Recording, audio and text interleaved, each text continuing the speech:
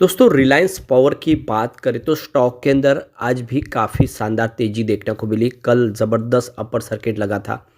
Reliance power का stock फिर से बेहतर करने लगा है और इसके पीछे वजह रिलायंस पावर के मैनेजमेंट का फैसला। अनिल अंबानी डेली आप देख सकते हो कि एक बड़ा फैसला कर रहे हैं, अपनी जितनी सब्सिडीज कंपनियां उन सारे कंपनियों को कर्ज मुक्त करने का और आने वाले समय में तेज़ी से अपने कारोबार को आगे बढ़ाने के लिए सारे रास्ते अपना रहे। ऐसे में हम कह सकते हैं कि आने वाला जो समय है वो रिलायंस पावर के नाम पे हो सकता है। रिलायंस पावर जिसने बहुत सारी प्रॉब्लम देखी है और यहाँ पे अब रिलायंस पावर रिलायंस इंफ्रा ही बची है। बाकी देख सकते हो कि सारी की सारी कंपनी एक एक करके अनिल अंबानी की बंद हो चुकी है और डूब चुकी है। लेकिन अब दूसरी नई सब्सिडीज कंपनियां शुरू होने लगी है। इस बिजनेस से संबंधित और नई कंपनियों का गठन शुरू हो गया है, इंडिया में भी और ग्लोबल मार्केट में भी। और ये एक नई शुरुआत है। ऐसे में क्या आने वाले समय रिलायंस पावर कुछ बेहतर करेगा, जानने की कोशिश करेंगे इस वीडियो के माध्यम से। लेकिन फ्रेंड्स उससे पहले अगर आप पहली बार हमारे चैनल पे आए तो चैनल को सब्सक्राइब कर दीजिए, एक बेल आइकॉन दबा दीजिए ताकि जब भी नया वीडियो बने पहला नोटिफिकेशन आपको मेरे वीडियो पसंद आए तो लाइक से ज़रूर कीजिए। चलो फ्रेंड्स वीडियो स्टार्ट करते हैं। मैं हूँ आपका दोस्त एस बी दवे और हमारे अपने चैनल ऑनलाइन कमाई में आपका बहुत बहुत स्वागत है। तो सबसे पहले निफ्टी एनर्जी की बात कर ले। आज बाजार में तेज़ी थी। निफ्टी एनर्जी 35,715 के स्तर पे क्लोजिंग दी है, जहाँ पे 285 पॉइंट की तेज़ी देखने को मिली, यानी 0.81% अपर क्लोजिंग दिया निफ्टी एनर्जी ने। और नतीजा इसका था कि आज रिलायंस पावर ने भी बेहतर किया है।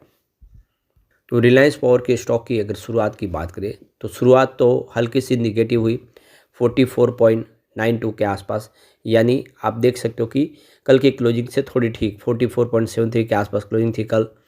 उसके बाद आप देखें तो इंट्राडे में कुछ गिरावट भी हुई है क्योंकि 44.15 का लो बना, लेकिन निचले लेवल से काफ़ी अच्छी खरीदारी लौट के आई और नतीजा ये रहा कि स्टॉक ने 46.69 का हाई बना दिया, यानी एक ज़बरदस्त दौड़ लगाई निचले लेवल से और अंत में क्लोजिंग 46.17 के आसपास रही, जहाँ पे 3.22% की तेज़ी देखने को मिली। तो काफ़ी बेहतर किया है और इस सब के पीछे वजह ये अनिल अंबानी ने अपनी कंपनी का कर्ज चुका दिया है। तो देख सकते हो कि अनिल अंबानी ने अपनी कंपनी का जो कर्ज था देख सकते हो करीब 15 करोड़ डॉलर का कर्ज चुका दिया, यानी करीब 1286 करोड़ का जो भारी भरकम कर्ज था वो ब्रिटेन की IFCL कंपनी को चुका दिया है और 31 दिसंबर 2024 तक कंपनी को पूरी तरह से कर्ज मुक्त किया है। कंपनी ने कहा है कि ये कर्ज का भुगतान शासन पावर की कर्ज भुगतान क्षमता को मजबूत करेगा और नकदी में भी सुधार करेगा। तो ये देख सकते हो कि रिलायंस ग्रुप की ये सब्सिडीज कंपनी है। तो ये देख सकते हो कि शासन पावर की बात, रिलायंस पावर की ये प्राइवेट सेक्टर की एक बहुत बड़ी बिजली उत्पादक कंपनी है। शासन पावर मध्य प्रदेश में शासन में 3960 मेगावाट का एक अत्याधुनिक बिजली घर ऑपरेट कर रही है। ये दुनिया का सबसे बड़ा इंटीग्रेटेड कोयला आधारित बिजली संयंत्र है। ये इसके नाम पे एक अचीवमेंट है। गौर करने वाली बात है कि इस बिजली सप्लाई कंपनी के माध्यम से देख सकते हो कि 7 राज्यों में बिजली सप्लाई की जाती है। इससे आप समझ ही सकते हो कि कितना बड़ा प्रोडक्शन होता होगा बिजली का। मध्य प्रदेश, उत्तर प्रदेश, राजस्थान, पंजाब, हरियाणा, उत्तराखंड और नई दिल्ली 14 वितरण कंपनियों को करीब 1.54 प्रति यूनिट की दर से बिजली सप्लाई की जाती है। तो ये क्लियरली आप समझ सकते हो कंपनी का जो बहुत बड़ी साइज है और ये देश में सबसे कम शुल्क पे ये बिजली सप्लाई करती है। तो इस पावर प्लांट के माध्यम से करीब 40 करोड़ से ज़्यादा लोगों को बिजली मिल रही है।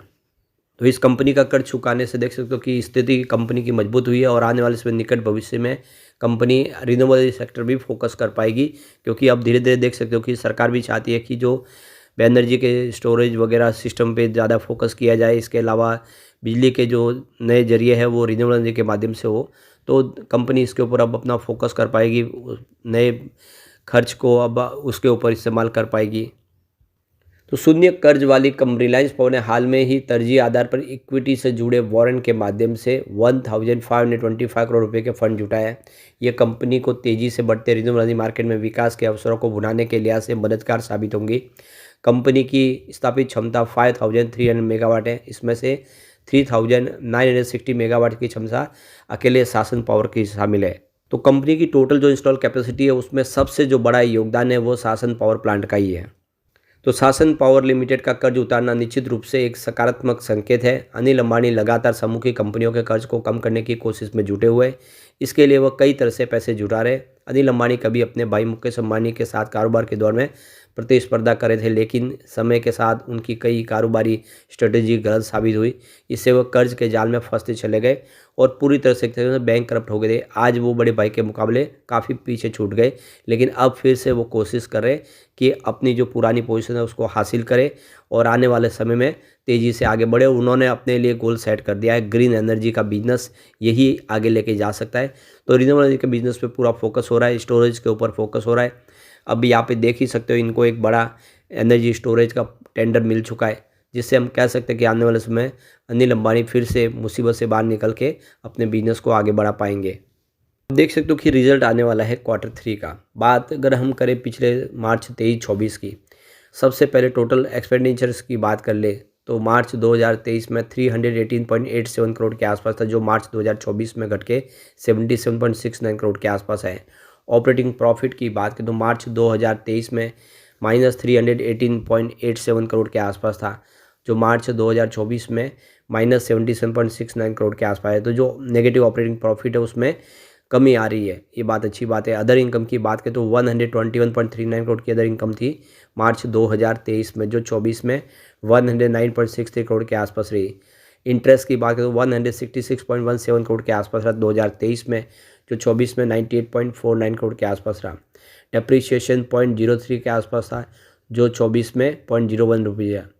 अब यहाँ पे एक्सेप्शनल आइटम से 1036.86 करोड़ रुपये मिला था मार्च 2023 में, तो 24 में मात्र 110.74 करोड़ के आसपास था। प्रॉफिट बिफोर टैक्स देखें तो 673.18 करोड़ के आसपास बताया था मार्च 2023 में, जो 24 में 44.18 करोड़ के आसपास रहा, यानी प्रॉफिट बिफोर टैक्स में कमी आई थी। अब यहाँ पे नेट प्रॉफिट की बात करें मार्च 2023 में 654.71 करोड़ के आसपास बताया, जो मार्च 2024 में देखो कि 48.95 करोड़ के आसपास कंपनी ने बताया। ईपीएस की बात करें तो 1.80 रुपीज़ के आसपास था मार्च 2023 में, जो 24 में 0.11 रुपीज़ के आसपास रहा। कंपनी के कैश फ्लो की बात करें तो प्रॉफिट फ्रॉम ऑपरेशन मार्च 2023 में 673.18 करोड़ के आसपास था, जो मार्च 2024 में 44.18 करोड़ के आसपास रहा। इसके अलावा change in asset and liabilities -79.11 crore के आसपास था मार्च 2023 में, जो 24 में -14.53 करोड़ के आसपास रहा। यहाँ पे देख सकते हो कि operating cash flow -9.94 crore rupees था मार्च 2023 में, जो 24 मार्च में देख सकते हो कि 43.49 करोड़ के आसपास आया। इन्वेस्टिंग कैश फ्लो -1.70 करोड़ था मार्च 2023 में, जो 24 में -11.10 करोड़ के आसपास रहा। फाइनेंसिंग कैश फ्लो 10.62 करोड़ के आसपास था मार्च 2023 में, जो 24 में -21.77 करोड़ के आसपास रहा।